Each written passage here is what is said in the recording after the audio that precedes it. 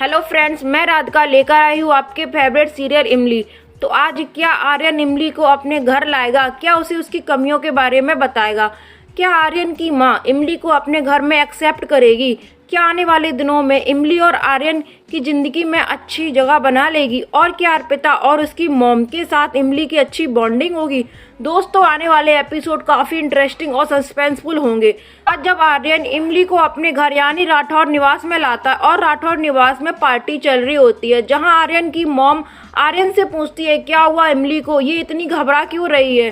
क्या तूने इसे फिर से कुछ कहा? तो आर्यन इमली के उस इंसिडेंट को छुपाते हुए कहेगा, मतलब वो अपनी फैमिली को नहीं बताएगा कि इमली के साथ कुछ लड़कों ने बदतमीजी की थी। आर्यन कहेगा, न्यूज़पेपर कंपनी मैं चलाता हूँ, लेकिन सबसे ज़्यादा सवाल जवाब आप लोग करते हो और ये कुछ दिन के लिए यहीं पर रहेगी और बाकी की बात मैं आपको पार्टी खत्म होने के बाद बताऊंगा। और माँ, एक बात, लेट आने के लिए वेरी वेरी सॉरी। और इतना बोलकर आर्यन वहाँ से चला जाता है। उसके बाद आर्यन की मॉम और सिस्टर दोनों आकर इमली से कहेंगी, क्या हुआ इमली, आज तुमने जय सीता मैया वाली लाइन भी नहीं बोली। जिस पर इमली उनसे कहेगी कुछ नहीं और कहेगी, जय सीता मैया और हम ठीक हैं, आप लोग जाइए अपने मेहमानों से बातचीत कीजिए। जिस पर अर्पिता कहेगी, तुम भी चलो, मैं तुम्हें अपनी फ्रेंडों से मिलवाती हूँ। इधर हमें आदित्य के घर का सीन दिखाया जाता है, जहाँ पर रूबी अभी भी ड्रॉल की चाबी ढूंढ रही होती है। तभी वहाँ पर निशान आता है तो रूबी निशान से पूछती है, क्या हुआ इमली से कोई बात हुई? जिस पर निशान कहता है, दीदी वही बताने के लिए आपके पास आया, इमली से मेरी कोई भी बातचीत नहीं हो पा रही है। तो रूबी कहेगी, हो सकता है उसका फोन चार्ज ना हो। तभी निशान कहेगा कि वो लड़का, क्या नाम है उसका? हाँ, अरे हाँ, शायद आर्यन उसके साथ हो। जिस पर रूबी कहती है, अगर उसके साथ है तो जरूर इमली की कोई मजबूरी होगी। तभी वहां पर मालिनी आ जाती है और फिल्मी अंदाज में कहती है, वाह रूबी दीदी वाह, मालिनी करे तो बेशर्मी और इमली करे तो मजबूरी। आप कहती हो ना, मैं बेशर्मों की तरह इस घर में रहती हूँ और आपकी प्यारी इमली इंडिपेंडेंट होकर भी दूसरे के घर में रह रही है, मतलब वो करे तो मजबूरी और हम करे तो बेशर्मी। जिस पर निशान मालिनी से कहेगा, मालिनी जी, अगर इमली वहां पर रह रही है और ये बात अभी तक पक्की नहीं हुई, और दूसरी बात, अगर इमली इस घर को छोड़कर गई है तो इसका एक वैलिड रीजन है जो मैं समझता हूँ। और एक बात, इमली के पास उसकी मॉम डैड जैसा बड़ा बंगला तो है नहीं है, इसलिए वो वहाँ रह रही होगी शायद। जिस पर मालिनी कहेगी, रिलैक्स निशान रिलैक्स, आप लोगों को जो बिलीव करना है कीजिए, मैं चली, गुड नाइट। इसके बाद मालिनी बाहर आकर अपने मन में कहेगी, इमली के बारे में क्या सोचना, अगर वो आर्यन के साथ उसके घर में है तो ये अच्छा है ना, इससे आदित्य और इमली के बीच डेफिनेटली दूरी तो आ जाएगी।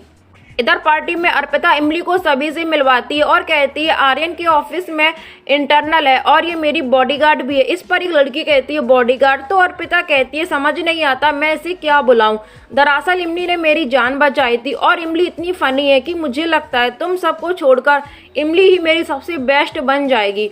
उसके बाद पार्टी के लोग इमली से पूछते हैं, वेयर आर यू फ्रॉम? जिस पर इमली भी इंग्लिश स्टाइल में जवाब देती है, आई एम पखदंडिया। तभी वहाँ एक लड़की कहती है, कौन सी दंडिया? जिस पर हमारी इमली कहेगी, दंडिया नहीं, पखदंडिया।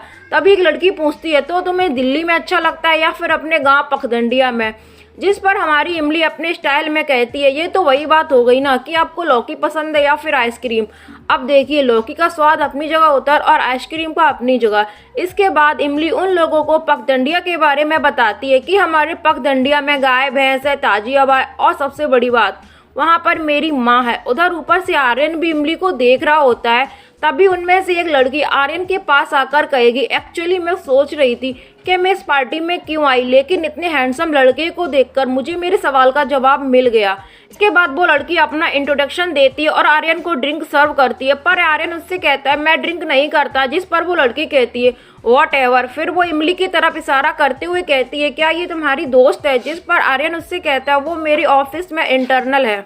इधर अर्पिता इमली से कहती है, इमली बहुत बातें हो गई, तुम्हें कुछ खा लेना चाहिए, चलो यहाँ से कुछ खा लो। इसके बाद अर्पिता इमली को खाने के लिए लेकर जाती है, लेकिन तभी अर्पिता को कोई आवाज़ दे देता है तो अर्पिता चली जाती है। उसके बाद इमली चाउमीन को खाती है और आदित्य को याद करती है। उसके बाद इमली हाथों से ही चाउमीन खाने लगती है। तभी एक लड़की उसके पास आकर कहती है, अगर तुम्हें गंवार ही रहना था तो तुम यहाँ दिल्ली में क्यों आई? वो इतना बोलकर तो चली जाती है, पर इमली को उस लड़की की बातों से कोई फर्क नहीं पड़ता। लेकिन तभी वहाँ पर आर्यन आ जाता और इमली से कहता है कि तुम्हें खाने की तमीज नहीं है। जिस पर इमली कहेगी तमीज सिर्फ खाना खाने से नहीं होती है, और हम वैसे ही खाएंगे जैसे हम खाते हैं। जब मेरे कोनो अपने को तकलीफ नहीं हुई, कभी टोका नहीं, और वो भी ऐसे ही खाए जैसे हम खाते हैं ताकि हमको अजीब ना लगे, तो तुम कौन हो तो हमका टोकन वाले? जिस पर आर्यन कहेगा मैं तुम्हारी लाइफ में आया पहला वो इंसान हूँ जो इडियट नहीं है, और जिसने भी तुम्हें ये कहा है कि तुम जैसी हो वैसी ही रहो वो सब इडियट है। जिन्होंने तुम्हें कुछ नया सीखने से रोका वो सब इडियट है। तभी इमली कहेगी तमीज बदतमीज मुझे कुछ नहीं आता। और एक बात, अगर तुमने हमारी फैमिली वालों के बारे में कुछ कहा तो अच्छा नहीं होगा। हम जैसे उन लोगों ने वैसे हमें एक्सेप्ट किया, तो आपको दिक्कत क्या होता है? जिस पर आर्यन उससे कहेगा अगर तुम्हारी फैमिली वालों ने तुम्हें एक्सेप्ट किया है तो वो कहाँ है? तो फिर पर ये सुनकर इमली बेचारी चुप हो जाती है। तभी आर्यन उसे समझाता है कि एक बच्चा जब जन्म लेता है तो उसे कुछ नहीं आता, चलना बैठना उठना बोलना, लेकिन वो धीरे धीरे सब सीख जाता है, तो तुम्हें भी सीखना पड़ेगा। और उसके बाद वो इमली को चाउमीन खाना चाउमीन स्टाइल में सिखाता है, जिसके बाद इमली चाउमीन खाना सीख जाती है। इसके बाद हमें आदित्य के घर का सीन दिखाया जाता है, जहाँ पर मालिनी आदित्य के पास आकर इमली की सहानुभूति दिखाते हुए कहेगी आदित्य मैं बहुत गिल्टी फील कर रही हूँ, तुम प्लीज इमली को वापस लेकर आओ। इमली ने मेरे साथ जो भी किया वो सब भूलकर इमली के साथ रहना सीख लूंगी, लेकिन मेरी वजह से आप दोनों के बीच में दूरियां आए, ये मुझसे बर्दाश्त नहीं होगा। और मैं जानती हूँ अपने प्यार से दूर रहना कितना टफ होता है, अपने प्यार को किसी और के साथ देखना कितना टफ होता है, और इस पेन से मैं गुजर चुकी हूँ। मैं नहीं चाहती कि आप भी इस पेन से गुजरो। इधर इमली अकेली बैठी होती है, तभी वो सोचती है कि कितनी भी दूरियां आ जाए लेकिन उन बाबू साहब को हक है कि वो मेरे बारे में जाने कि हम कहाँ हैं। इधर आदित्य भी इमली को कॉल करता है, तभी इमली कॉल उठाती है, जिस पर आदित्य इमली से कहता है हमें तुम्हारे बारे में सब कुछ गैरों से पता चल जाता है। तो इमली समझाती है बाबू साहब हम आपको कॉल करने ही वाले थे। जिस पर आदित्य कहता है तुम 2 दिन से हॉस्टल नहीं गई, तो तुम 2 दिन से थी कहाँ? तभी पीछे से आर्यन इमली को आवाज देता है। आर्यन की आवाज को सुनकर आदित्य कहता है तुम आर्यन सिंह राठौर के घर पर हो, तुम उसके घर पर क्या कर रही हो और तुमने हॉस्टल क्यों छोड़ा? जिस पर इमली कहती है बाबू साहब आपसे कौन कहे कि हम हॉस्टल छोड़े हैं। जिस पर आदित्य कहता है तुम्हारे वार्डन ने हमें बताया था। तो इमली कहेगी तुम्हारी बात हो गई ना उससे, तो फिर तुम हमसे नाराज काहे हो? तो जिस पर आदित्य कहेगा तो अब हमें नाराज होने का भी हक नहीं है। जिस पर इमली कहती है हक है, लेकिन हक तब है जब वजह मेरी हो, अगर कौन और से बताई होगी तो कोई हक नहीं है। और उसके बाद इमली आदित्य को समझाने की कोशिश करती है, लेकिन आदित्य नहीं समझता, तो गुस्से में इमली जो होती है वो फोन काट देती है। इसके बाद मालिनी आदित्य से कहती है क्या बात हुई? जिस पर आदित्य कहता है कुछ नहीं कहा, लेकिन अब उसे कुछ कहना होगा और मुझे सुनना होगा, और अब कुछ भी हो जाए मैं उसे घर वापस लाकर रहूंगा। इतना बोलकर आदित्य रूम से चला जाता है। अपनी मन में कहती है कितनी मुश्किल से मैंने उस गवार को घर से निकाला था, और ये घर मेरा। आदित्य तुम मेरे और इमली हम दोनों के बीच नहीं आ सकती, मैं उसे नहीं आने दूंगी। इधर हमें इमली का सीन दिखाया जाता है जो सोने के लिए जगह ढूंढ रही होती है। वो कहती है सही कहते हैं बड़े लोगों के बंगले तो बड़े होते हैं लेकिन बुद्धि छोटी होती है। पता नहीं फास्ट फॉरवर्ड को इतनी काहे की जल्दी रहते हैं कि हमें ये तक नहीं बताए कि हमें कहाँ सोना है। और इसके बाद इमली वही सोफे के पास सो जाती है।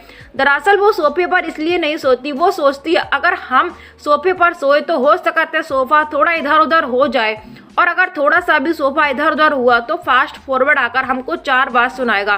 तभी आर्यन वहां से निकलता है, वो इमली के पैर से भिड़कर नीचे गिर जाता है। तभी इमली कहती है अरे राम रे, भैंस चढ़ गई हमारे पैर पर। इसके बाद आर्यन इमली को डांटता है कि तुम यहाँ पर क्या कर रही हो। तो इमली फनी वे में कहती है आप भूल गई, आप ही तो हमें यहाँ पर लेकर आए थे किराएदार बनाकर। तभी वहाँ पर अर्पिता आती है जो इमली से कहती है उसका मतलब ये नहीं था पूछने का। फिर वो कहती है चलो मेरी ही गलती है, मुझे ख्याल रखना चाहिए था, मैं तुम्हें तुम्हारा रूम दिखाती हूँ। इसके बाद अर्पिता इमली को लेकर उसके रूम दिखाने चली जाती है। तभी आर्यन की मॉम आर्यन से कहती है यू लाइक गर्ल। जिस पर आर्यन कहता है मॉम वो मेरी इंटरनल है। तो आर्यन की मॉम कहती है मैं इमली के बारे में बात नहीं कर रही, मैं तो पार्टी में आई लड़कियों के बारे में पूछ रही हूँ।